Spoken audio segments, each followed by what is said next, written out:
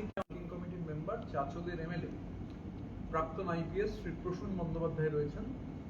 তার পাশে আমাদের রাজ্যের প্রাক্তন মন্ত্রী, আমাদের এনডব্লিউসির মেম্বার, আমি সিদ্ধান্তগুলোর পরে আসবো, শ্রী স্নেহাশিস চক্রবর্তী তিনি রয়েছেন। আমাদের রাজ্যের বর্ষিয়ান রাজনীতিবিদ, দীর্ঘদিনের মন্ত্রী, আমাদের সবার অভিভাবক শ্রী বিপ্লব মিত্র রয়েছেন। আমাদের অপোজিশনের চিফ হুইপ জনাব আখরুজ্জামান রয়েছেন। আমার বাঁদিকে দীর্ঘদিনের আমাদের রাজ্যের প্রাক্তন মন্ত্রী, বর্ষিয়ান রাজনীতিবিদ, মাল্টিপল টাইমস এমএলএ এবং অর্গানাইজেশনালি গোটা রাজ্য তিনি সবসময় ক্রিস ক্রস করেছেন, আমরা দেখেছি। মানে আমি তো চন্দ্রিমাদিকে চিনি যখন থেকে মোটামুটি রাজনীতির জ্ঞান হয়েছে আমার। চন্দ্রিমা ভট্টাচার্য আমাদের মধ্যে উপস্থিত রয়েছেন, আমাদের মধ্যে রাজ্যের প্রাক্তন মন্ত্রী, আমাদের কেশপুরের লড়াকু বিধায়িকা শ্রীমতী শিউলি সাহা তিনি উপস্থিত রয়েছেন। আমার পেছনে জনাব জাভেদ আহমেদ খান, আমাদের অন্যতম নেতা, শীর্ষ নেতা তিনি রয়েছেন। সন্দীপন সাহা, দুজনেই আমাদের পরিষদীয় দলের ডেপুটি লিডার। এবং সর্বোপরি আপনারা, আজকে আমাদের যে এনডব্লিউসি আপনারা জানেন যা গঠিত হয়েছিল গত মাসের 22 তারিখ, আমরা নোভোটেলে মিটিং করেছিলাম, এনডব্লিউসি গঠন করেছিলাম। সেই এনডব্লিউসির আজকে আবার আমরা মিটিং করলাম। ন্যাশনাল ওয়ার্কিং কমিটি মিটিং হয় এবং ন্যাশনাল ওয়ার্কিং কমিটির মিটিংয়ে প্রথমেই আমাদের ন্যাশনাল ওয়ার্কিং কমিটি সর্বসম্মতি শ্রীমতী চন্দ্রিমা ভট্টাচার্যকে ন্যাশনাল ওয়ার্কিং কমিটির সদস্য হিসেবে তিনি ন্যাশনাল ওয়ার্কিং কমিটিতে অন্তর্ভুক্ত হন এবং অল ইন্ডিয়া তৃণমূল কংগ্রেসের সর্বভারতীয় সহ সভানেত্রী হিসেবে ন্যাশনাল ওয়ার্কিং কমিটি চন্দ্রিমা ভট্টাচার্যকে মনোনীত করেছে এবং স্নেহাশিস চক্রবর্তী, যিনি ইতিমধ্যেই আমাদের ন্যাশনাল ওয়ার্কিং কমিটির মেম্বার ছিলেন, স্নেহাশিস দাকে ন্যাশনাল ওয়ার্কিং কমিটির জেনারেল সেক্রেটারি হিসেবে 4 জন ছিলেন, তার সঙ্গে আরো একজন স্নেহাশিস দাকে মনোনীত করেছে। আজকের ন্যাশনাল ওয়ার্কিং কমিটি থেকে যা যা সিদ্ধান্ত হয়েছে, আমি সিদ্ধান্তগুলো একটু আপনাদের সামনে বলে দিচ্ছি। অল ইন্ডিয়া তৃণমূল কংগ্রেসের পশ্চিমবঙ্গ রাজ্যের সভাপতি হিসেবে বর্ষিয়ান রাজনীতিবিদ শ্রী বিপ্লব মিত্রকে আজকে মনোনীত করা হয়েছে। ন্যাশনাল ওয়ার্কিং কমিটি সর্বসম্মতভাবে যে রাজ্য তৃণমূল কংগ্রেসের নতুন নবনির্বাচিত সভাপতি শ্রী বিপ্লব মিত্র, কার্যকরী সভাপতি হিসেবে শ্রী জাভেদ আহমেদ খান, মানে তৃণমূল কংগ্রেসের পশ্চিমবঙ্গ রাজ্যের সভাপতি শ্রী বিপ্লব মিত্র এবং কার্যকরী সভাপতি শ্রী জাভেদ আহমেদ খান। এছাড়াও আমাদের ফ্রন্টাল অর্গানাইজেশনগুলোর রাজ্য নেতৃত্ব আমরা ঠিক করেছি। আমি এক এক করে বলছি। তৃণমূল যুব কংগ্রেস, তৃণমূল যুব কংগ্রেসের রাজ্যের সভাপতি হিসেবে আমাদের দেগঙ্গার বিধায়ক শ্রী আনিসুর রহমান বিদেশ, তিনি হচ্ছে দায়িত্ব পেয়েছেন এবং কার্যকরী সভাপতি হিসেবে আমাদের কলকাতার কাউন্সিলর শ্রী সৌরভ বসু, তাকে দায়িত্ব দেওয়া হয়েছে। তৃণমূল যুব কংগ্রেসের সভাপতি হচ্ছেন শ্রী আনিসুর রহমান বিদেশ এবং কার্যকরী সভাপতি হচ্ছেন Shri Sourav Basu.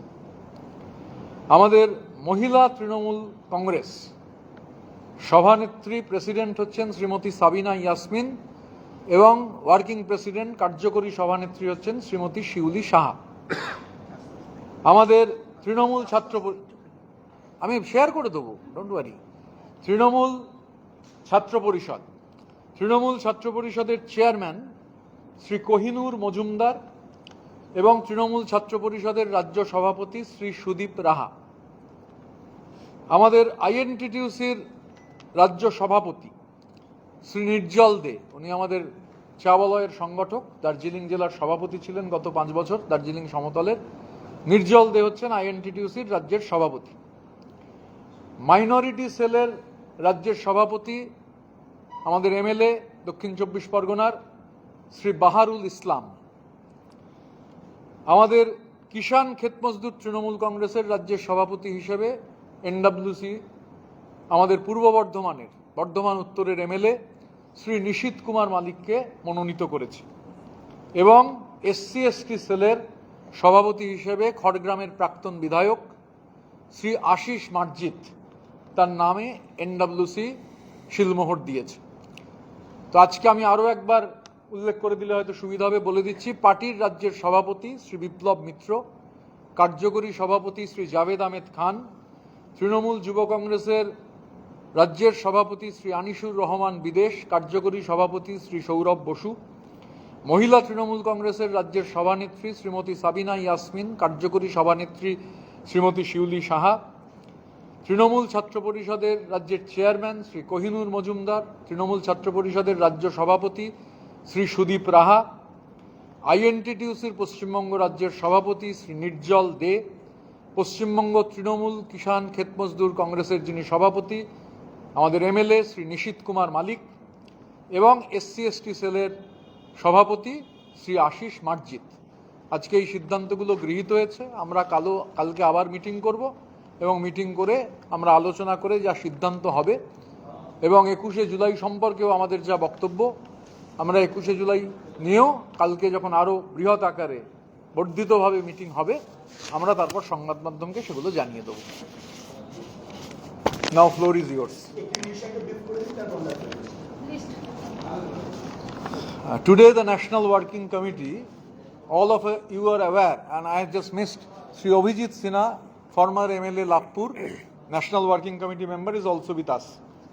So as of all of you are aware that the NWC was constituted through a special session in the month of June, 22nd of June. After that, today the NWC had met. The NWC had deliberated at length, and the NWC unanimously had come to the conclusion. The NWC unanimously included Srimati Chandrima Bhattacharya, veteran, former minister, veteran political leader. In the NWC, she has been inducted in the NWC and given the responsibility of the Vice President of the NWC. Sri Snehashish Chakraborty, who already was a part of NWC, has been inducted as the All India General Secretary.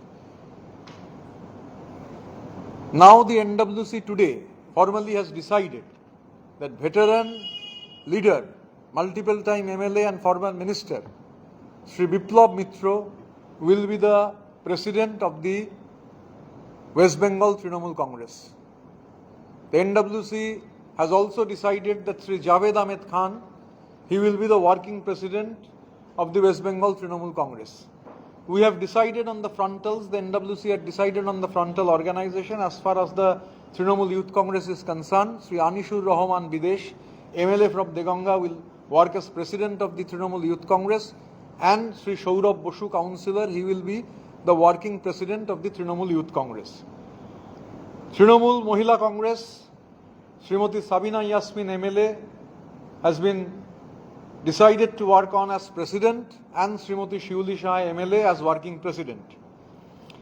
Trinamool Chhatra Parishad, Kohinur Majumdar is the chairman of West Bengal Trinamool Chhatra Parishad, and Sri Sudeep Raha is the new president of West Bengal Trinamool Chhatra Parishad.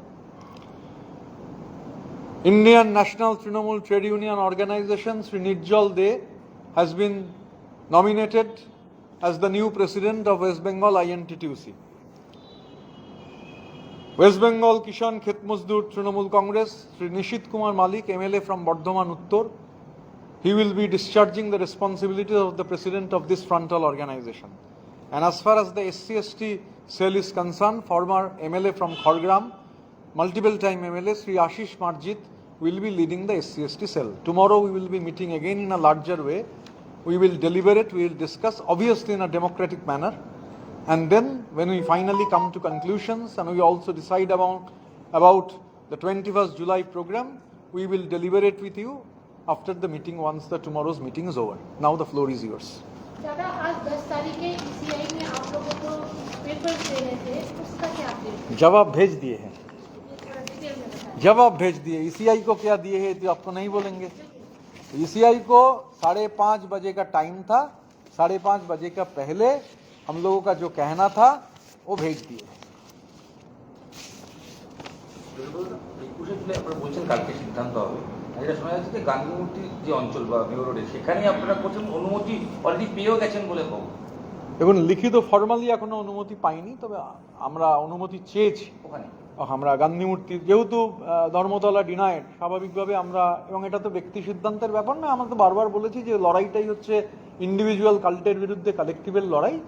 আমরা permission চেয়েছি, আমরা আশাবাদী, কারণ আমরা 21শে জুলাইটা আমাদের priority. তো এখন permission formally আপনি বলছেন পেয়ে গেছি, আমি একটু আধা ঘন্টা আগেও চেক করেছি মেলে, আমার কোনো পারমিশন নেই আমাদের পার্টির মেলে।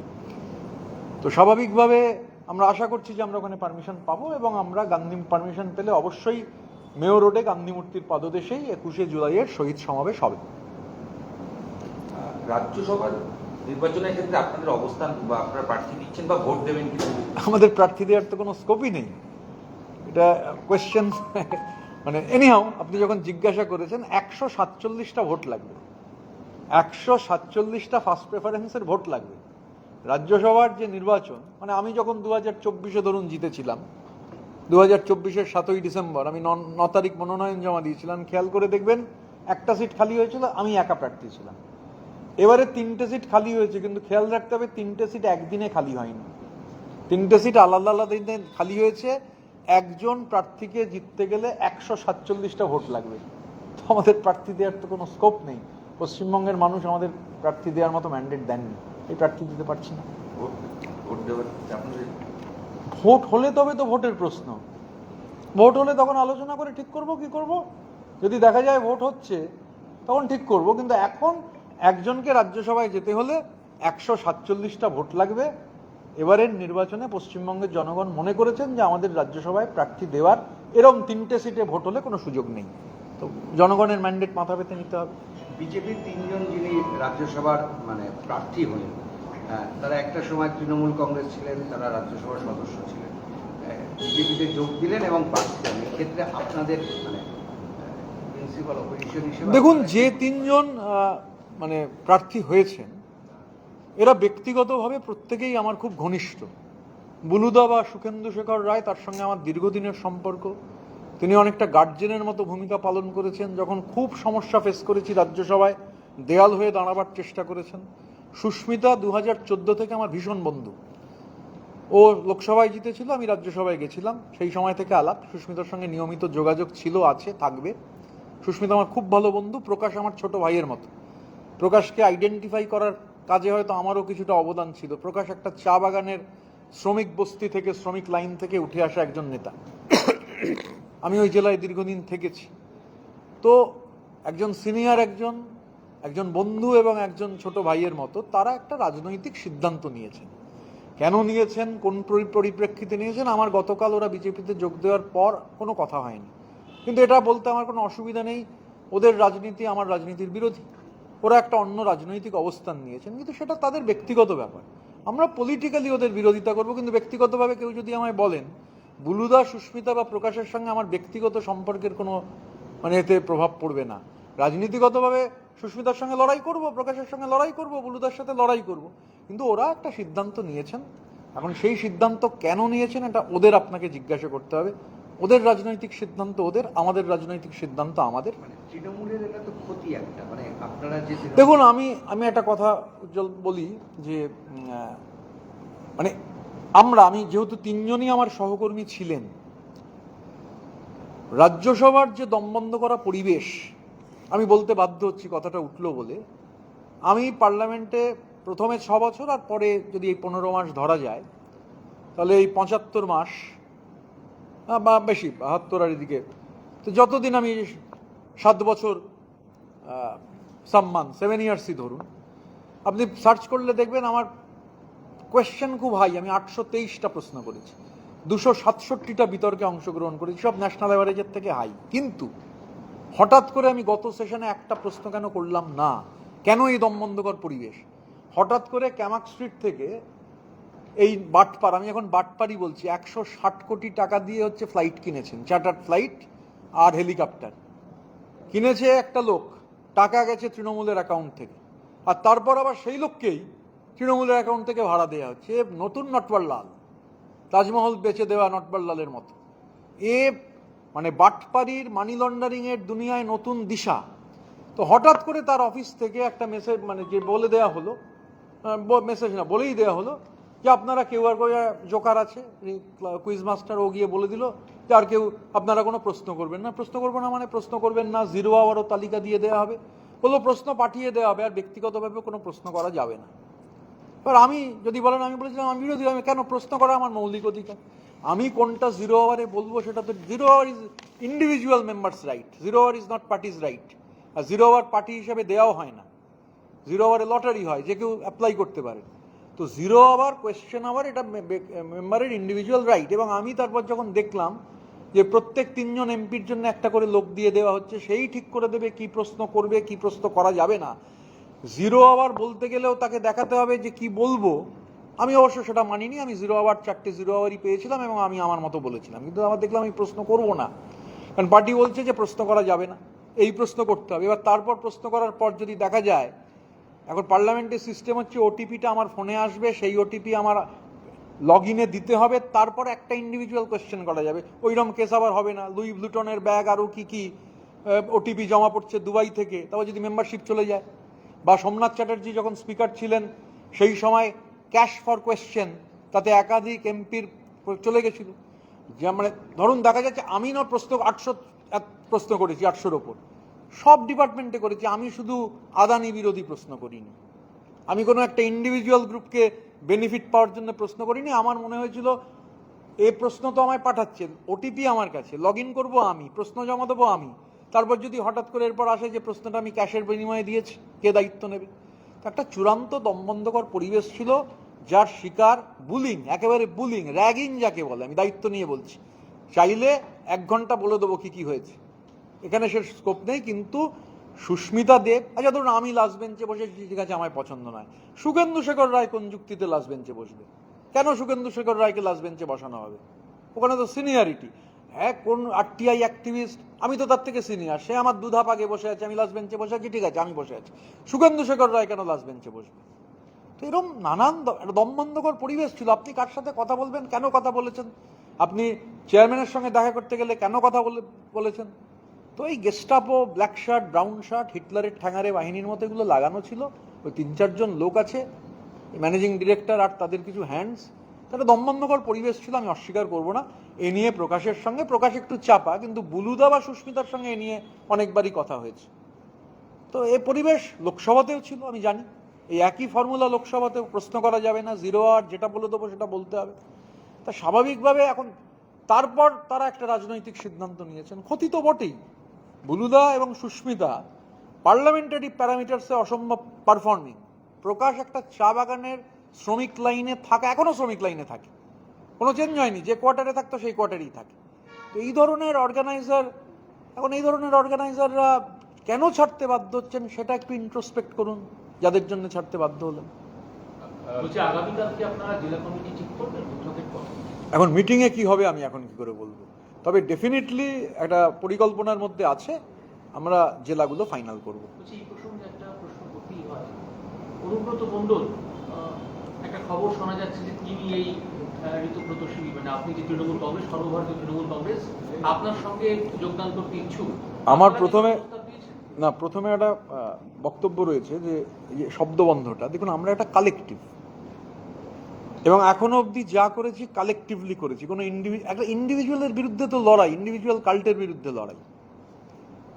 তো স্বাভাবিকভাবে আমাদের এটা কালেকটিভ, সেই কালেকটিভে ঘটনাচক্রে বিপ্লব মিত্র এখন যে পজিশনে খেলবেন সেটা হচ্ছে তৃণমূল কংগ্রেসের পশ্চিমবঙ্গ রাজ্য সভাপতি, বাকরুজ্জামান হচ্ছেন আমাদের অপোজিশনের চিফ হুইপ, আমাদের অল ইন্ডিয়া তৃণমূল কংগ্রেসের ট্রেজারার, আমি জেনারেল সেক্রেটারি এবং এলওপি, চন্দ্রিমাদি আমাদের ন্যাশনাল ভাইস প্রেসিডেন্ট, শিউলিদি আমাদের ডেপুটি লিডার, এখন মহিলা তৃণমূল কংগ্রেসের ওয়ার্কিং প্রেসিডেন্ট, কার্যকরী সভানেত্রী। তো এগুলো সবই ইন্ডিভিজুয়াল পজিশন, তো স্বাভাবিকভাবে এটা একটা কালেকটিভ। এখন আমি মিডিয়ার স্পেকুলেশনে ক্যানন ফডার দিতে পারবো না, তাদের মিডিয়াতে আওয়াজ হতে পারে।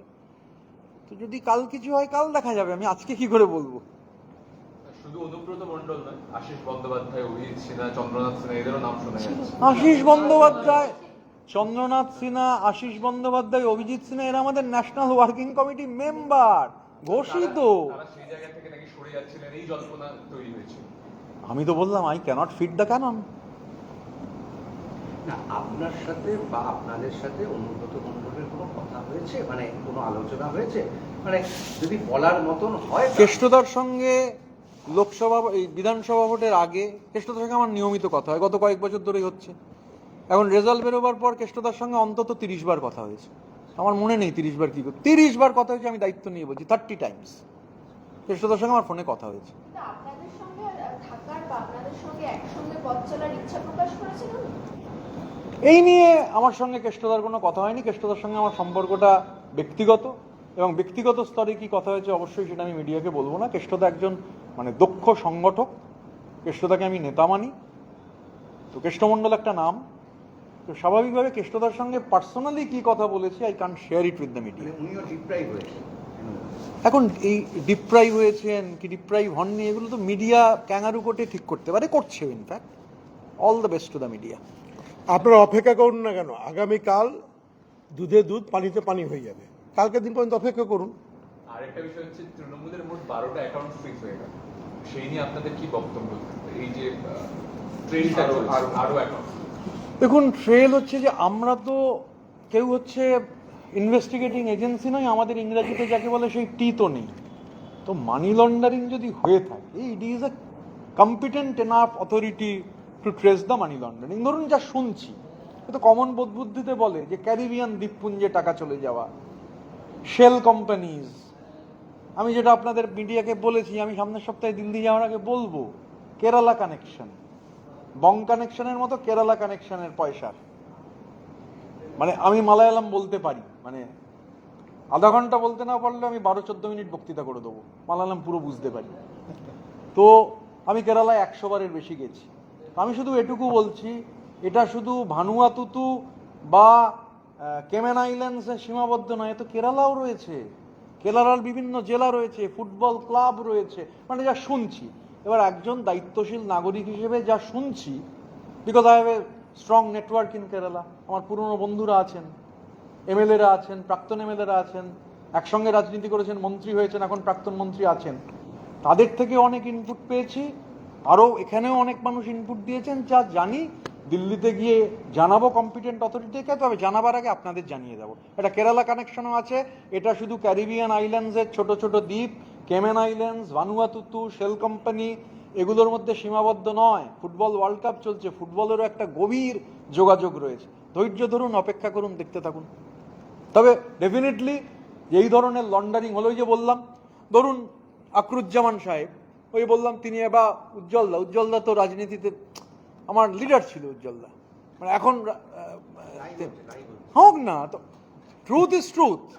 তুমি এখন আর রাজনীতি করো না, তুমি এখন সাংবাদিকতা করো। That does not mean the truth becomes সত্য। সত্য যে যতই যাই হোক, সত্য বাস্তব।